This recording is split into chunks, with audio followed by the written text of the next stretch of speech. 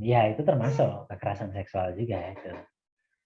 Nah, walaupun verbal, walaupun dia tidak menyentuh, tapi itu termasuk kekerasan juga seperti itu. Oke. Selanjutnya Pak, mengapa anak-anak itu rentan mengalami kekerasan seksual Pak? Ya tentunya anak ini kan dalam situasi yang lemah ya. Jadi dari segi badan barangkali lebih lebih kecil gitu kan, dari segi kekuatan lebih kecil, dari segi berpikir juga lebih lebih kecil gitu kan, sehingga ini memang sangat rentan mendapatkan pelecehan seksual baik dari orang tua, tetangga, guru, atau dari saudara saudara dekat misalnya.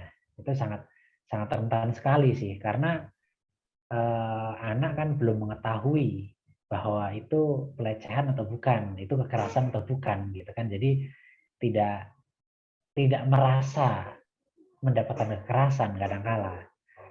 Misalnya anak dipegang bagian tertentu atau misalnya dipeluk, dicium misalnya. Kadangkala nggak sadar kalau itu tuh sebuah kekerasan, kira-kira seperti itu sih.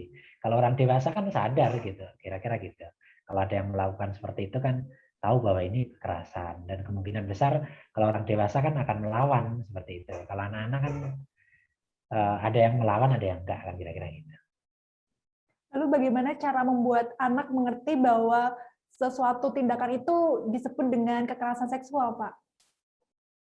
Ya memang sejak dini anak perlu diajarkan bahwa eh, anak perlu diajarkan mana organ yang perlu dipelihara gitu. Maksudnya organ yang perlu ditutupi misalnya, organ yang perlu dijaga misalnya, bahwa tidak boleh orang lain menyentuh kan, kira-kira gitu.